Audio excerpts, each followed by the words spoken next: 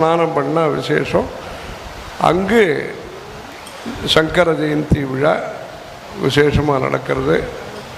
நம்முடைய புது பரிவா 1988 வருஷம் இவர் சொன்னார். 77 மகாபெரிவர் எங்கே வந்தாரோ அதே இடத்துல உட்கார்ந்தார் அப்படின்னு சொன்னார் இவர் வீட்டில்.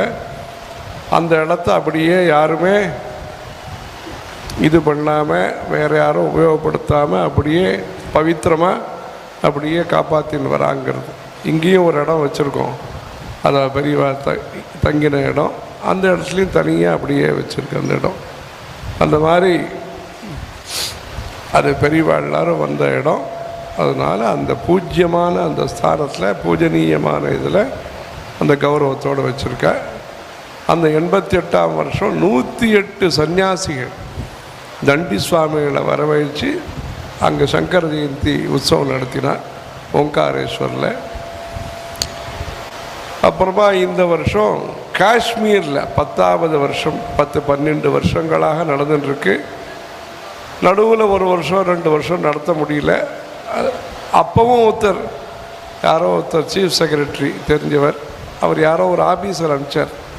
சங்கராச்சாரிய ஹில்லுன்னு ஒரு மலை இருக்குது ஸ்ரீநகரில். அந்த ஸ்ரீநகரில் இந்த வருஷம் சாமவேத பாராயணம். இங்கே அடையபலம் பக்கத்தில் முள்ளன்றம்னு ஒரு ஊர். அந்த முள்ளன்றத்தில் சாமவேதிகள்லாம் அதிகம். செய்யார் பக்கத்தில் அனக்காவூர்னு ஒரு ஊர். அனக்காவூர் சாமவேதத்துலேயே அது ஒரு ஸ்வரம். அது அனக்காவூர் சாமான்னு பேர். இங்கே அந்த சாமவேதிகள்லாம் நிறைய வித்வான்கள்லாம் இப்போ காஷ்மீர் போய் 5-6 நாளாக வேத பாராயணம் பண்ணி இன்றைய தினம் அந்த சங்கராச்சாரிய ஹில் மலையில் சிவலிங்கம் இருக்குது. ஒரு 10 வருஷம் முன்னாடி நம்ம புதுப்பரிவா அங்கே போய் ஜெய சரஸ்வதி சுவாமிகள் அங்கேயே போய் மலை மேலே போய் அபிஷேகம் பண்ணார். இந்த வருஷமும் அபிஷேகம் நடந்தது. மழையும் பெஞ்சுதான். இப்போ சொன்னாங்க ஸ்ரீநகரில் மழையும் பெஞ்சது. இங்கேயும் கொஞ்சம் நேரம் முன்னாடி சங்கர ஜெயந்தி விட்டு புஷ்பவருஷ்டி அப்படிங்கிறதும் மழையும் பெஞ்சிருக்கு. அந்த இடத்துல சாமவேத பாராயணத்தோட காஷ்மீரில் காஷ்யப பூமி நிறைய புண்ணியக்ஷேத்திரம் இருக்குது. அங்கே அந்த புண்ணியக்ஷேத்திரத்தில் அங்கே 10 வருஷமாக நடந்துட்டுருக்கு. இந்த வருஷமும் நடந்தது. இந்த வருஷம் சாமவேதம், அடுத்த வருஷம் அதர்வ வேதம். அப்படி காஞ்சிபுரத்தில் இங்கே காமாட்சி அம்மன் கோவிலில் ஆச்சாரியாளுடைய உற்சவ விக்கிரகத்துக்கு விசேஷ அபிஷேகம். நிறைய அபிஷேக திரவியம் நம்ம சுந்தரேசர் சொன்னார். நிறைய அபிஷேகங்கள்லாம் நடந்திருக்கு. இன்றைக்கி இன்னிலேருந்து ஒரு உற்சவம் ஆரம்பிக்கிறது காமாட்சி அம்மன் கோவிலில். சௌந்தரிய லஹரி உற்சவம்னு அதுக்கு பேர். சங்கராச்சாரியார் அம்மன் சன்னதிக்கு வருவார். தினப்படி 10 நாளைக்கு வருவார். காமாட்சி அம்மன் முன்னாடி இருப்பார். அதாவது சங்கராச்சாரியரே சௌந்தர்யாரி சொல்கிறதாக ஐதீகம். 10 ஸ்லோகம் சொல்லுவார். அந்த அர்ச்சகர் ஸ்லோகம் சொல்லி ஒரு ஸ்லோகம் சொல்லி முடித்த உடனே தூபம், தீபம், நைவேத்தியம், கற்பூர ஹாரதி. அது மாதிரி 10 ஹாரதி, 10 நைவேத்தியம், 10 இல்லாத நைவேத்தியம். அது 10 நைவேத்தியம் பண்ணி அந்த காமாட்சி அம்மனுக்கு ஹாரதி பண்ணுவார்.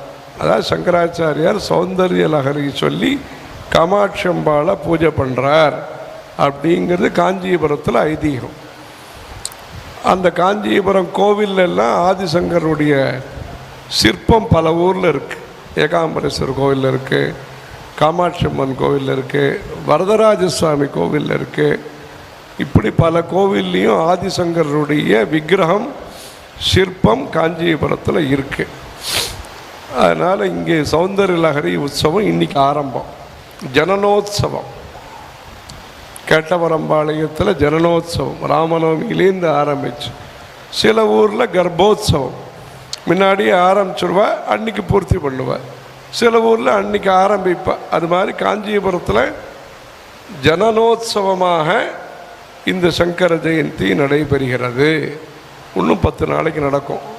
அதுக்கப்புறமா சௌந்தர லஹரி பூர்த்தியாக சொன்ன அப்புறம் ஆதிசங்கரர் ராஜவீதியில் பிரதட்சிணம் வருவார். அந்த மாதிரி இங்கே சௌந்தர லஹரி உற்சவம். இந்த ஊரில் வியாச பூஜை கூட பண்ணுறார். சங்கராச்சாரியார் பல்லக்கில் கிளம்பி குளத்தங்கரைக்கு சர்வதீர்த்த கரைக்கு போய் எல்லாம் ஸ்நானம்லாம் முடிச்சுட்டு வருதாக வந்து வியாச பூஜை பண்ணுவார். அதே மாதிரி வியாச பூஜை சாதுர்மாசியம் முடித்த உடனே விஸ்வரூப யாத்திரைன்னு பூர்த்தி, சாதுர்மாசிய பூர்த்தி, அதுக்கும் உபனிஷத் மடம்னு இருக்குது. அந்த இடத்துக்கு போய் சங்கராச்சாரியார் போய் எல்லாம் சாதுர்மாசத்தை முடிச்சுன்னு வருவார். ஆக காஞ்சிபுரத்தோட சங்கராச்சாரியாருக்கு எப்போ இருந்தது சம்பந்தம் இல்லை, தொடர்ந்து வருஷா வருஷம் அந்த சங்கராச்சாரியாருடைய சம்பந்தம் அந்த காலத்திலேருந்து இருந்து கொண்டு வருகிறது. வியாச பூஜை, விஸ்வரூப யாத்திரை, சௌந்தரிய லஹரி உற்சவம் இதெல்லாம் நடக்குது. அதுக்கப்புறம் பெரியவர் ஏற்பாடு பண்ணி ஒரே கல்ல ஆதிசங்கருக்கு விக்கிரகம் ஏனாத்தூரில் பண்ணியிருக்காரு. அதில் ஏகசிலான்னு பேர், வாரங்கல்னு இருக்குது ஆந்திராவில், அதுக்கு ஏகசிலா நகரம்னு பேர், ஊருக்கு பேர். அப்படி இங்கே வந்து ஏகசிலாவில் ஆதிசங்கருடைய 60 அடி விக்கிரகம் இருக்குது. அதுவும் அப்புறமா ஒரு தடவை பார்க்கணும். அதை அங்கே வந்து அங்கே தான் லட்சுமி நாராயணன் கூட ஒரு ஸ்தூபி பண்ணியிருக்கார், அதுவும் இருக்கு. அங்கே வைஸ் சான்சலர் அவர் வந்திருக்கார், சம்ஸ்கிருத பண்டிதர் அவர்கள்லாம். அந்த இடத்துல ஆதிசங்கர் விக்கிரகத்துக்கு இன்றைக்கி விசேஷ அபிஷேகம், வஸ்திரம்லாம் சாத்தி நல்லா பண்ணியிருக்கார். ஆக இந்த சங்கர ஜெயந்தி இங்கே நடந்துட்டுருக்கு. பக்கத்து தேசம் நேபாளம். அந்த நேபாளத்தில் காட்மாண்டுன்னு இருக்கு. அந்த நேபாளத்தில் 3 இடத்துல சங்கர ஜெயந்தி உற்சவம் நடக்கிறது. புதுசாக ஒருத்தர் கோவில் கட்டியிருக்கார், காமாட்சி அம்மன் ஏகாம்பரேஸ்வரர் கோவில் கட்டியிருக்கார் ஒருத்தர், அங்கே பக்தர். அந்த இடத்துல நடக்கிறது. தேவகர்னு ஒரு இடம், இன்னொரு இடம் ஏதோ பேர் சொன்னேன் நேபாளத்தில். அந்த இடத்துல ஹோமம் பூஜையெல்லாம் நடக்கிறது. 3வது காட்மாண்டு, அங்கே ஆதிசங்கரர் கோவில்லாம் பெரியவர் கட்டி கொடுத்துருக்கார். அந்த இடத்துல பசுபதிநாதர் கோவில்லையே, அங்கேயே யாகசாலையிலேயே ஹோமங்கள்லாம் நடந்துட்டுருக்கு. இங்கேருந்து நம்பூர்லேருந்து சாஸ்திரிகள்லாம் போய் அந்த ஹோமத்தெல்லாம் நடத்தின்னு இருக்கா. இப்படி சங்கர ஜெயந்தி இந்த வருஷம் விமர்சையாக பாரத வருஷத்திலேயும், பாரத வருஷத்துக்கு பக்கத்தில் இருக்கக்கூடிய நேபாளத்திலேயும் விசேஷமாக நடந்துட்டுருக்கு. இந்த விழா இங்கே கிட்டத்தட்ட 100 பேர், கிட்டத்தட்ட 96 பேர் இதில் கலந்துண்டு சுமார் 11 லட்சம் ரூபாய்க்கு மேலே சம்பாவனை எல்லாருக்கும் பண்ணி, இந்த வேத ரட்சண் நிதி ட்ரஸ்ட்டுங்கிறது, இது ட்ரஸ்ட்டுக்கு சச்சத்த பூர்த்தி அது வரப்போகிறது. அதுவும் விசேஷமாக தனியாக ஏற்பாடு செய்து நடத்தப்படும். அதெல்லாம் உங்கள் மாதிரி முக்கியஸ்தெல்லாம் கூப்பிட்டு அது கண்காட்சி எல்லாம் வச்சு அந்த விழா தனியாக நடத்தப்படும். அப்போல்லாம் சொல்லுவோம். அந்த வேதரட்சண் நிதி ட்ரஸ்டினுடைய மணி விழா, சச்சத்த பூர்த்தி ட்ரஸ்ட்டு. இந்த ட்ரஸ்ட்டு ஆரம்பித்து நிறைய பேருக்கு நிறைய உதவி பண்ணி, இது ஆரம்பித்த போது 17 ரூபான்னு காணிக்கேன்னு ஆரம்பித்தார் பெரியவர். ஆரம்பித்து 17 ரூபா கொடுத்தா மாதம் குங்கும பிரசாதம்னு சொல்லி நட்சத்திர காணிக்கைன்னு அதுவும் மறுபடியும் ஆரம்பித்து நடத்தப்படும். நட்சத்திர காணிக்கையும் அதில் அந்த மாதிரி எல்லாரும் சேர்ந்து சிறுதொழி பெருவள்ளம். இவர் சொன்னார், ஜட்ஜே இவர் கார்த்திகேயன் ஜட்ஜி அவர் சொன்னார், அவர் மாதிரி எல்லாரையும் சேர்த்துங்கோ, வைதீகத்தில் கொஞ்சம் சௌரிய குறைச்சலாக இருக்கிறவாளையும் நீங்கள் சேர்த்துண்டு அவளுக்கும் உற்சாகப்படுத்துங்கோ, அவளுக்கும் உதவி பண்ணுங்கோன்னு சொன்னார். அது மாதிரி எல்லாரும் சேர்ந்து இந்த வேதரட்சண நிதிக்காக நிறைய நன்கொடையெல்லாம் கொடுத்து, இப்போ வேத பாடசாலைகள் நிறைய இந்த ட்ரஸ்ட்டு மூலமாக தமிழ்நாடு மாத்திரம் இல்லை, கர்நாடகாவில், மகாராஷ்டிராவில் அங்கேயும் மாதம் பணம் அனுப்புகிற, அங்கெல்லாம் பாடசாலையெல்லாம் நடக்கிறது. அதோடு சேர்ந்து பரீட்சையில் பாஸ் பண்ணுவாங்களுக்கு சர்டிஃபிகேட், இந்த சர்டிஃபிகேட்டு தான் முக்கியமாக திருமலா திருப்பதி தேவஸ்தானம் இதுதான் முக்கியமாக ஆரம்பத்துலேருந்து வச்சுட்டுருக்கா. இப்போ நிறைய பேர் கொடுக்குற சர்டிஃபிகேட்டும் ஒத்துக்கிறேன். அதில் ஆரம்பத்தில் அவள் எல்லாம் முதல்லையே முக்கியமாக வச்சுட்டுருக்கிறது இந்த வேத ரட்ச நிதி சர்டிஃபிகேட் மூலமாக அந்த வேதம் படித்தவாளுக்கெல்லாம் வேத பாராயணம் பண்ணுறதுக்காக அவள் ஒரு இன்டர்வியூ வச்சு செலக்ட் பண்ணுறேன். இப்போ இந்த வருஷம் ஏற்கனவே மாதம் 16,000 ரூபாய் 17,000 ரூபான்னு கொடுத்துட்டு இருந்தேன். அதை ஏற்றி திருமலா திருப்பதி தேவஸ்தானம் 22,000 ரூபாய் 23,000 ரூபான்னு சொல்லி கிரமப்பாட்டிக்கு 22,000 ரூபாய், கனப்பாட்டிகளுக்கு 23,000 ரூபான்னு இந்த மாதம்லாம் ஏற்றி கொடுக்க ஆரம்பிச்சுட்டேன். ஆக இதெல்லாம் வேத ரட்சண நிதிக்கும் அதில் ஒரு முக்கியமான பங்கு இருக்குது. தேசத்தில் வேத தர்ம பிரச்சாரம் பண்ணுறதில் அன்னைக்கு பெரிவாக ஆரம்பித்த இந்த கைங்கரியம், இந்த சேவையின் மூலமாக நிறைய பேர் அங்கங்கே வேத பாராயணம் நடத்தின்னு இருக்கா. அக்னிஹோத்திரிகளுக்கும் சன்மானம் பண்ணுறோன்னு ஒத்துன்ருக்கா திருமலா தேவஸ்தானத்தில். அதுவும் பண்ணுவோத்திரிகளுக்கும் மாதம் 10,000 ரூபா கொடுக்கறதுக்கு அதுவும் ட்ரஸ்ட்டு போர்டில் பாஸ் பண்ணியிருக்கா ரெசல்யூஷன். அதுவும் நல்லா வரத்துக்கு சந்தர்ப்பம்லாம் இருக்குது, ஆரம்பிச்சுட்டா அவங்களுக்கு. அது வேத அக்னிஹோத்திரிகளுக்கும் சன்மானம். அந்த மாதிரி இந்த வேத பாராயணத்தில் இந்த வருஷம் நிறைய பேர் கனபாடிகளாக வந்திருக்க. அயோத்தியில் விஜயதசமி அன்னைக்கு நவராத்திரி முடிஞ்சு நிறைய பேர் அங்கே சர்டிஃபிகேட் வாங்கிண்டா. அவ்வளோ தூரம் வர முடியாதவா சில பேர் இந்த வருஷம் இதில் அவளுக்கு சர்டிஃபிகேட்டும் இப்போ இதுலேயும் நடக்கிறது. அந்த மாதிரி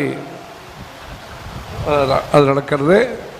இதெல்லாம் நடக்கும்போது என்னென்னா சம்மிதா, கிரமப்பாட்டி, கனப்பாட்டி, அந்த கனப்பாட்டியில் நிறைய பேர் இங்கே நார்த் ஆர்காட்லேயும் நிறைய பேர் இருந்திருக்கா. நெல்லூரில் கிருஷ்ணமூர்த்தி கனப்பாட்டின்னு இருந்தார். அதுக்கப்புறமா அனந்த நாராயண கனப்பாட்டின்னு மச்சிலிப்பட்டினத்தில் இருந்தார். அவர் இந்த நார்த் ஆர்காடு அவர். அதே மாதிரி நாகராஜ கனப்பாட்டி இங்கே பெரியவாழ்கிட்ட நிறைய மண்டகுளத்தூர் பாராயணம்லாம் பண்ணுவார் அவர் ரொம்ப எனக்கு லௌகிகமே தெரியாதும்பார், எனக்கு வேதம்தான் தெரியும், லௌகிகமே தெரியாதும்பார், வேதம் பாராயணம். அதே மாதிரி திருவண்ணாமலையில் ஐயங்குள அக்ரஹாரத்தில் வேத பாராயணம் ஏற்பாடு செய்யக்கூடிய ராணிப்பேட்டை சந்திர கனப்பாட்டி, ராணிப்பேட்டை சந்திரசேகர கனப்பாட்டி, மண்டகுளத்தூர் தான் வரும். அவருடைய அப்பா பாப்பட்லாங்கிற ஊரில் வாத்தியாராக இருந்திருக்கார். இது மாதிரி இங்கேருந்து நிறைய பேர் திருப்பதியில் முள்ளன்றம் ராமநாத கனப்பாட்டின்னு ஒருத்தர், இது மாதிரி பட்சி தீர்த்தங்கார முள்ளன்றம் நிறைய பேர் அங்கே ஆந்திராவில் போய் வேதம் சொல்லி கொடுத்துருக்கா. அந்த அளவுக்கு வேத பிரச்சாரம் நிறைய நடந்திருக்கு. அந்த ஊர்லேருந்து வந்த இவர் இந்த வருஷம் இங்கே முன்னாடி 10 வருஷம் முன்னாடி வெங்கடாச்சலையான்னு ஒருத்தர் சீஃப் ஜஸ்டிஸாக இருந்தார். அவர் நல்ல ஆச்சாரமாக இருப்பார். அவர் வந்திருந்தார் இந்த வேத ரட்சண நிதி ட்ரஸ்ட்டு ப்ரோக்ராமுக்கு பெங்களூரில் வந்தார். அதான் ஞாபகப்படுத்தணும் இவற்றை. இன்றைக்கி இந்த ஜட்ஜி வந்திருக்கார். இந்த மாதிரி இவருக்கு கார்த்திகேயனுக்கு இந்த சந்தர்ப்பம். இந்த வருஷம் இவருக்கு விசேஷமான வாய்ப்பு என்னென்னா, இந்த சம்பாவனையோடு சேர்ந்து ஒரு 3 பேருக்கு விசேஷ சன்மானம் பண்ண போகிறேன். அது ரிக்வேதத்தில் நம்ம சுப்பிரமணிய கனபாடிகள் ஜெகத்குரு வித்யாஸ்தானத்திலேருந்து வந்திருக்கார். திருவானைக்காவலில் அவர் நல்ல சாஸ்திரம்லாம் படிச்சிருக்கார். சாஸ்திரம்லாம் படித்து நல்ல ஹையர் ஸ்டடீஸ் சொல்லித்தரார். அவர் ஒரு 3 பேருக்கு எல்லாம் சொல்லி கொடுத்துருக்கார். அவள் லட்சணம், அதான் கனபாடிக்கு மேலே அவள் இந்த ப்ரொனவுன்சியேஷன்னா என்ன, உச்சாரணம்னா என்ன, அது எப்படி, என்ன ஸ்வரம் எப்படி அதை நம்ம சொல்லணும், உதாத்தம் அனுதாத்தம் ஸ்வரிதம் அதெல்லாம் எப்படி சொல்லணும், இதெல்லாம் ஸ்வரத்தை பற்றி அக்ஷரத்தை பற்றி எல்லாம் கிராமர், வைதிக் கிராமர் அதை நல்லா சொல்லி கொடுத்து ஒரு அக்ஷரத்துக்கும் அடுத்த அக்ஷரத்துக்கும் உச்சாரணம் பண்ணும் பொழுது எவ்வளோ நிமிஷம் இடைவேளை எடுத்துக்கலாம். இந்த மாதிரி சப்தசாஸ்திரம், அந்த சப்தசாஸ்திரம் வியாக்கரணம் இது எல்லாத்தையும் அவர் பிராத்திசாக்கியம்னு பேர். அந்த பிராத்திசாக்கியத்தெல்லாம் சொல்லி கொடுத்து விசேஷமாக தயார் பண்ணியிருக்கார். இவர் சொன்னார், சொல்கிற மந்திரத்துக்கெல்லாம் அர்த்தங்கள்லாம் கூட சொல்லுங்கன்னார். அது மாதிரி அர்த்தம்லாம் சொன்னால் வேதம் பிரச்சாரமாகும். இவ எல்லாருமே இப்போ வேதம் முடித்து வெளியில் வரவா எல்லாருமே வேத பிரச்சாரம் பண்ணணும், சாஸ்திரங்களை படிக்கணும், பாஷ்யங்களை படிக்கணும், சம்ஸ்கிருதங்களை மேன்மேலும் படிக்கணும்.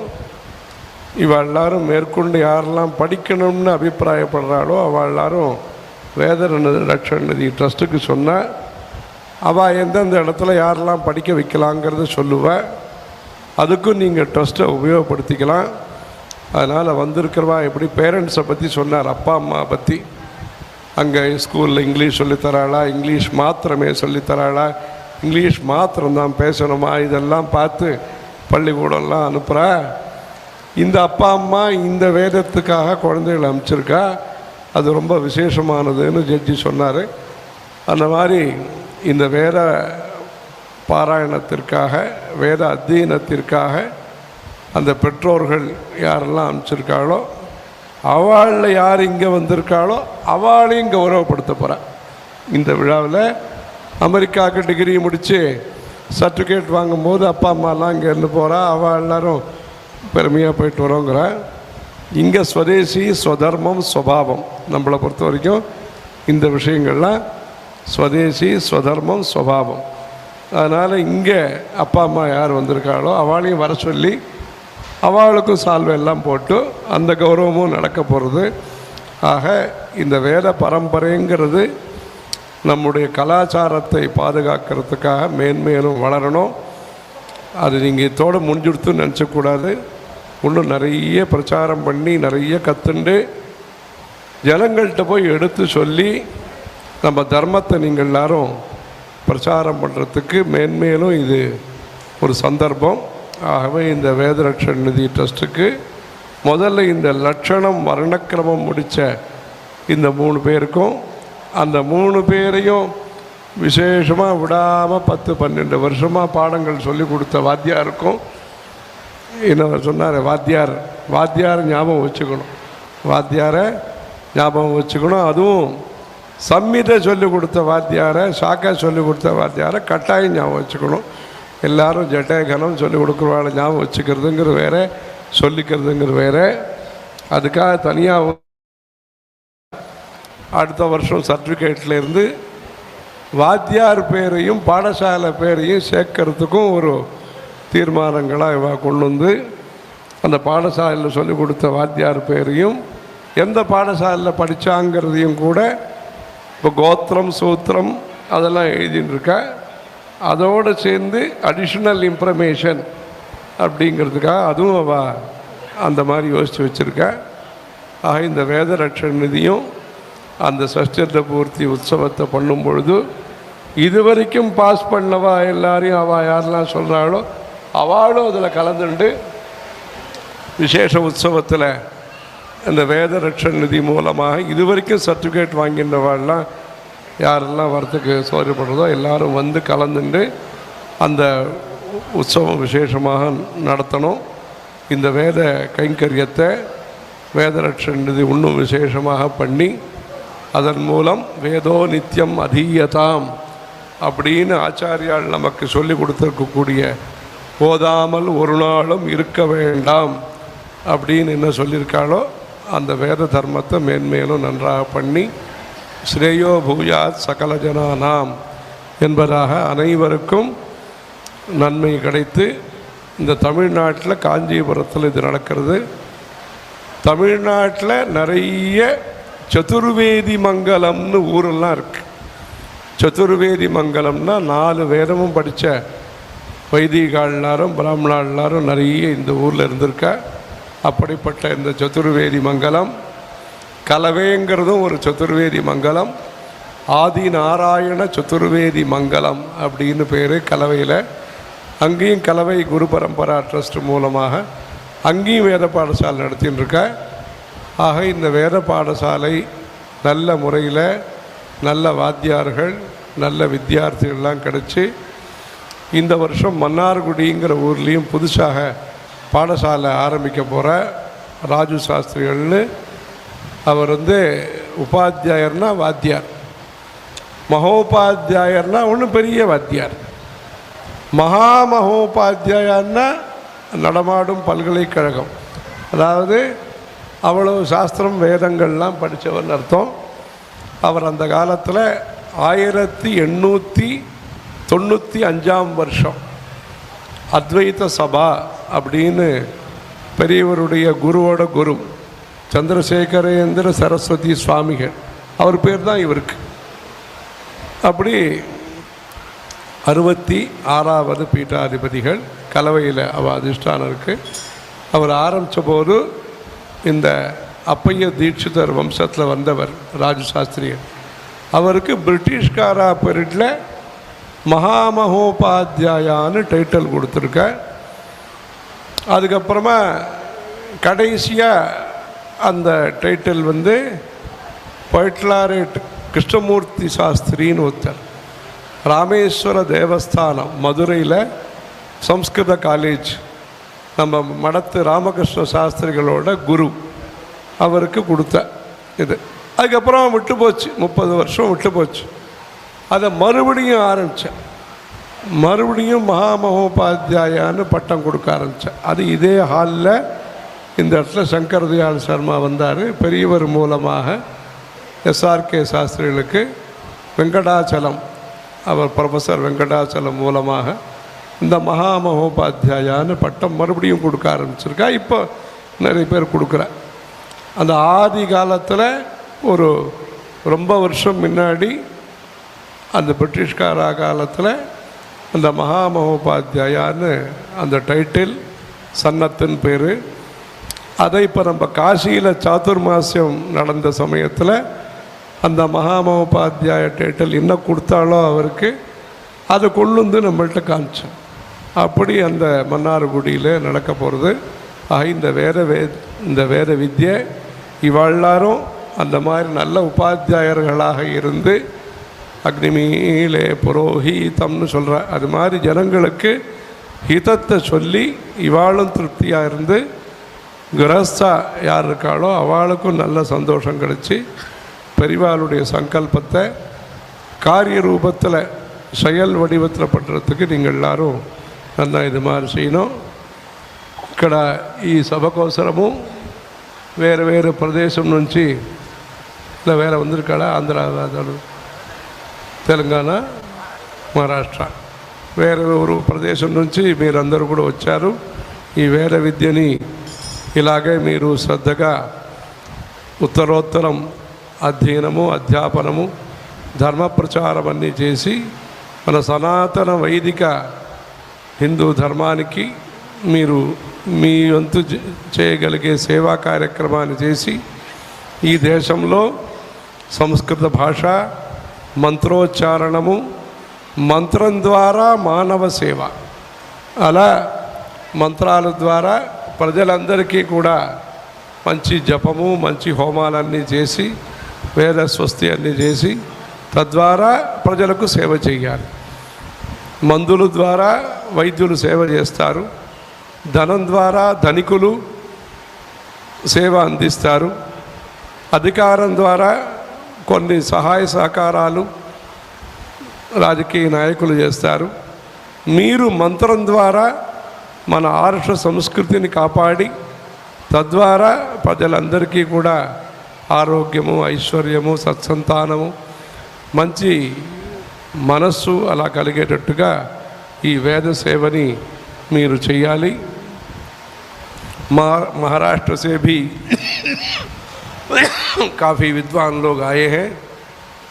हर वर्ष महाराष्ट्र से काफ़ी संख्या में अपने वेद रक्षण निधि के लिए ये परीक्षा और शास्त्र सभा में भाग लेने के लिए काफ़ी दशक ग्रंथी और जो भी ब्राह्मण पढ़ने वाले सब आते हैं. महाराष्ट्र में ये पवित्र परंपरा को कायम रखने के लिए, अविच्छिन्न रूप से सुचारू रूप से चलाने के लिए आपका जो प्रयास है, पूरा महाराष्ट्र में जो गुरुकुल चलाते हैं वहाँ संस्कृत का भी अध्ययन होता है, ब्राह्मण भाग का, ऐतरेय ब्राह्मण का, शतपथ ब्राह्मण का इत्यादि ब्राह्मण सहित और षडंग सहित पाठ ये सब आप करते हैं। आप लोग बहुत दूर से इधर वेद परीक्षा में भाग लेने के लिए आए हैं। महाराष्ट्र में भी अपना जो परंपरा है देशस्थ ऋग्वेदियों का और काण्व शाखा का और माध्यन्दिनी शाखा का और हिरण्यकेशी लोगों को भी जो भी शाखा है, वैसे सभी वेद शाखाओं का भी प्रचार प्रसार अच्छा हो। आपके द्वारा गांव तक अपने शास्त्रीय सनातन परंपरा को प्रचार प्रसार करने के लिए वैदिक कार्यकर्ता के रूप में, सामाजिक कार्यकर्ता लोग तो वहाँ काम करते हैं, आप तो जानते ही, आप वैदिक कार्यकर्ता के रूप में अपने संस्कारों का प्रचार करना, नामकरण, जातकर्मा, अन्नप्राशन, उपनयन, विवाह इत्यादि संस्कारों को प्रचार करना, मंत्रों के द्वारा मानव सेवा, ऋग्वेद संहिता स्वाहाकार करना, यजुर्वेद का पूरा संहिता पाठ, वेद पाठ होना चाहिए महाराष्ट्र में। वैसे 5 ज्योतिर्लिंग का, अष्टविनायक का और तुलजा भवानी का ये स्थान है, कृष्णा गोदावरी का ये स्थान है। कृष्णा का भी उत्पत्ति वहाँ से होता है, उद्गम। दक्षिण गंगा गोदावरी का भी उद्गम महाराष्ट्र से होता है। इसलिए पवित्र महाराष्ट्र से जो आए हुए हैं वो याज्ञिक परंपरा को, ऋग्वेद यजुर्वेद परंपरा को आगे पीढ़ी का भी पहुँचने का जो प्रयास होगा आपके द्वारा, ये देश में धार्मिक सेवा के रूप में, धार्मिक कार्यकर्ता के रूप में आप लोग सेवा करना। इतना वो जो वेदों का संरक्षण के लिए तमिलनाडु और तेलंगाना, आंध्र प्रदेश और महाराष्ट्र से जो भी आए हुए हैं वो सबको भी भगवान का आशीर्वाद, अपना गुरु परंपरा का, अपना चंद्रशेखर सरस्वती महाराज एवं श्री श्री जयंत सरस्वती महाराज का आशीर्वाद पूर्ण होकर के वेदों के द्वारा, मंत्रों के द्वारा, उपनिषद के द्वारा जो धार्मिक सेवा कार्यक्रम है वो अटूट रूप में चलना, उसके लिए भगवान का और कामाक्षी का आशीर्वाद आपके प्रति होने के लिए हम भगवान से प्रार्थना करेंगे। हर हर शंकर, जय जय शंकर। धर्म की जय हो, अधर्म का नाश, प्राणियों में सद्भावना हो, विश्व का गौ माता की। हर हर नमः पार्वती पतये, हर हर महादेव।